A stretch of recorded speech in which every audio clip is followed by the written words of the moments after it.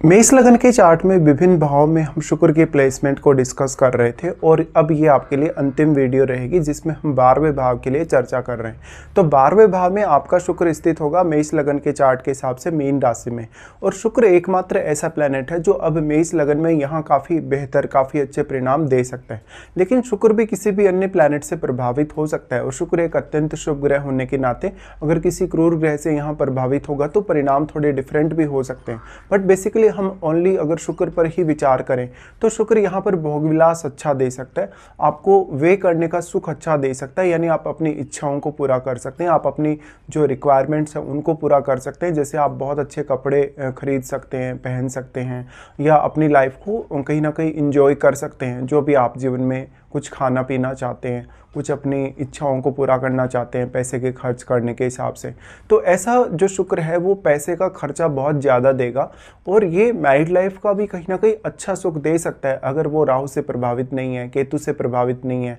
या आपका जुपिटर का जो प्लेसमेंट है वो भी अगर चार्ट में ओवरऑल अच्छा है तो।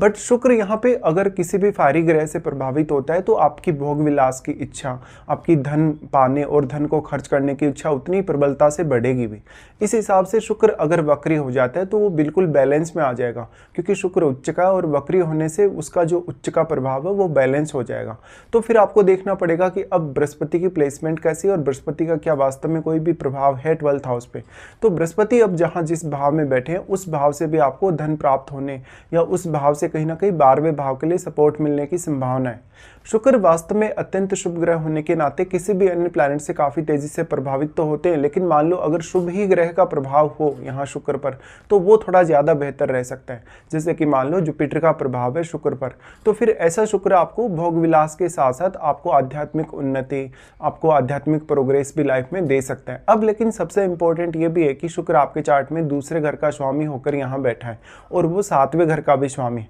तो आप अगर इन दोनों भावों पे विचार करें तो सबसे पहले आपको ये देखना जरूरी है कि इन दोनों भाव में आपके चार्ट में क्या कोई प्लैनेट बैठा है। अगर इन भाव में कोई भी शुभ ग्रह बैठा है तो शुक्र से आप बहुत बेहतर रिजल्ट एक्सपेक्ट कर सकते हैं। इस हिसाब से शुक्र कितना ज़्यादा बली है आपके 12वें घर में, और बृहस्पति का प्लेसमेंट कैसा है, बृहस्पति का क्या वास्तव में दृष्टि तो नहीं है 12th हाउस पे। देखिए ऐसा जो शुक्र है तो उसमें जहाँ तक काफ़ी पैसा अर्न करता है, इवन वो फॉरेन सेटल हो सकता है मैरिज के बाद, और इवन वो फॉरेन जाके भी मैरिज कर सकता है कुछ केसेस में। बट इसका ये जरूरी नहीं है कि वो फॉरेनर से ही मैरिज करेगा। यहाँ पर अगर फिर राहु वगैरह का प्रभाव हो, अगर मंगल वगैरह का प्रभाव हो, या इवन अगर चंद्रमा का प्रभाव हो तो हो सकता है वो एक अपनी पसंद की मैरिज करे। बट 12वां शुक्र है तो वो रिलेशनशिप ज़्यादा दे सकता है, मैरिज के बाद में अफेयर दे सकता है, कुछ एक्स्ट्रा मैरिटल अफेयर्स दे सकता है।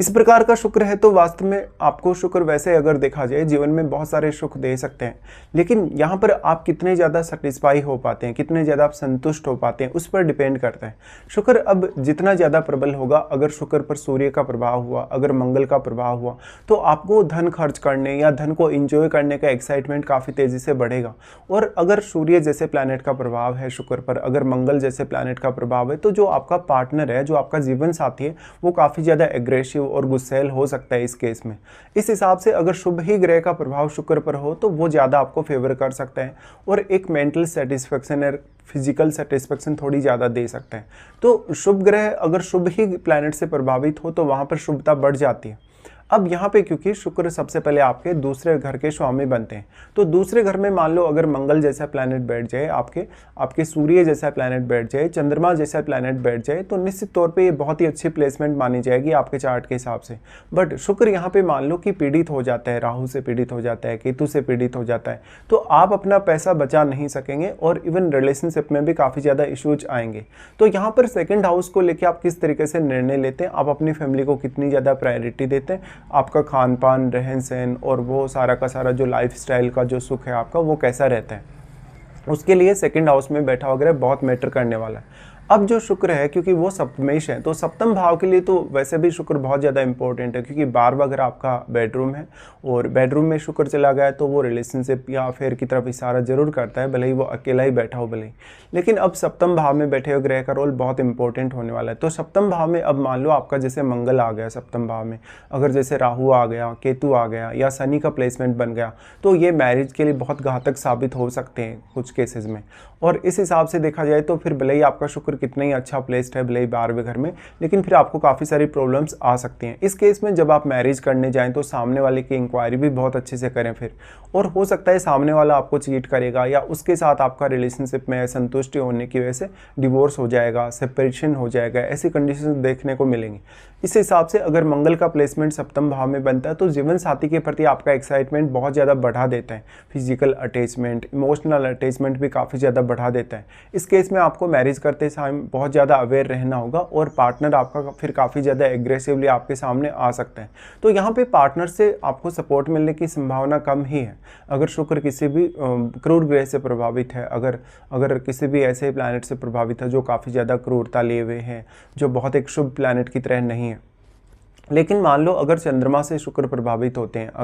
अगर यहाँ पे मान लो अगर बृहस्पति से या बुध से अगर यहाँ पे वो प्रभावित होते हैं, ऐसे केस में ज़रूर आपको कुछ फ़ायदे मिल सकते हैं। अब शुक्र अपना प्रभाव डालते हैं आपके छठे घर पे। छठे घर पे शुक्र का प्रभाव मोस्टली आपके फेवर में काम करेगा, बट वो आपके वर्क प्लेस पे आपका अट्रैक्शन बढ़ा सकता है, आपकी परफॉर्मेंस बढ़ा सकता है, बट वो आपको आपके वर्क प्लेस पे अफेयर या रिलेशनशिप दे सकता है, जिसकी वजह से थोड़ी बहुत आपकी इमेज खराब होने की संभावना बढ़ जाती है। इसके लिए फिर छठे घर में बैठा प्लैनेट काफ़ी मैटर करेगा और आप अपने वर्क प्लेस पे एक ऐसा माहौल क्रिएट करने के लिए देखेंगे जहाँ पर आप इंटरटेनमेंट बहुत अच्छे से कर सकें। हालांकि 12वां शुक्र है तो क्रिएटिव स्किल्स के लिए बहुत अच्छा, अगर सूर्य का प्रभाव हो तो क्रिएटिव स्किल्स के लिए अच्छा माना जा सकता है। इवन अगर चंद्रमा का प्रभाव शुक्र पर हो तब भी क्रिएटिव स्किल्स के लिए बहुत ही अच्छा माना जा सकता है। तो शुक्र यहाँ काफ़ी मिश्रित परिणाम दे सकता है, बट अगर वो किसी भी बुरे ग्रह से प्रभावित है, क्रूर ग्रह से प्रभावित है, उस केस में आपको बहुत ज़्यादा अवेयर रहने की आवश्यकता है लाइफ में। इस प्रकार का जो शुक्र है आपको भौतिक संसाधन बहुत अच्छे से दे सकता है, आपको इवन फैमिली से दूर सेटल कर सकता है,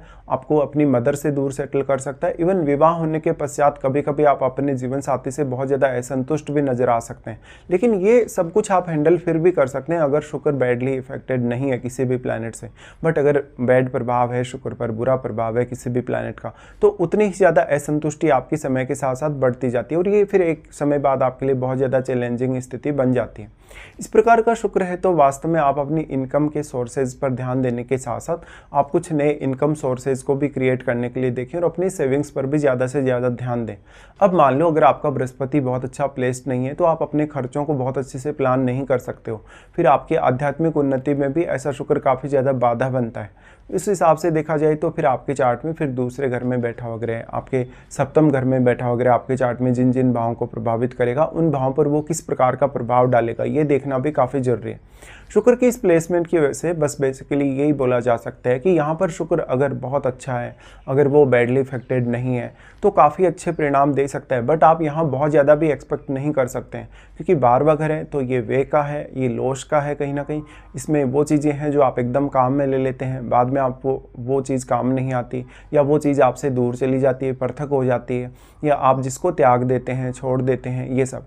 इस हिसाब से शुक्र की प्लेसमेंट एक बहुत ही इंटरेस्टिंग प्लेसमेंट भी आपके लिए बन जाती है। अब इसमें सबसे बड़ा रोल होगा फिर महादशा का। अगर मान लो आपको शुक्र की महादशा आ जाती है तो फिर आपको वो क्रिएटिव टैलेंट के लिए बहुत अच्छी होगी। इवन आपका जीवन साथी भी काफ़ी आध्यात्मिकता की तरफ आगे बढ़ सकता है। अगर बृहस्पति का प्रभाव हुआ आपके चार्ट में 12वें घर पे तो आपके भी आध्यात्मिक उन्नति के चांसेस काफ़ी प्रबल होंगे। इस हिसाब से शुक्र अगर केतु से प्रभावित हो, राहु से प्रभावित हो, अगर मंगल से प्रभावित हो तो वो पार्टनर के अलावा कोई अदर रिलेशनशिप की तरफ ले जा सकता है, अफेयर की तरफ ले जा सकता है, जहाँ पर आपका रिलेशन भी उतना स्टेबल नहीं होगा सामने वाले पर्सन के साथ। अगर राहु का प्रभाव हुआ तो कुछ केसेस में आपका ये शुक्र आपको फॉरेनर से मैरिज करवा सकता है, इवन वो आपको अदर जो रिलीजन है, दूसरा जो धर्म है, उसमें वो मैरिज का चांस दे सकते हैं। तो शुक्र काफ़ी चैलेंजिंग बन जाता है इस प्रकार से कभी कभी आपके लिए, बट बेसिकली इस प्रकार का शुक्र आपको जीवन में बहुत सारे शुभ साधन दे सकता है। अब इसमें महादशा का बहुत ही बड़ा रोल है। अगर आपको शुक्र की महादशा भी इस जीवन काल में आती है तो शुक्र की महादशा में आप जीवन का बहुत ही अच्छा सुख भोग सकते हैं, लेकिन जितना आप भोगने की कोशिश करेंगे, जितना आप भोगेंगे, उतनी आपकी कुछ केसेस में प्रॉब्लम्स भी बढ़ेंगी।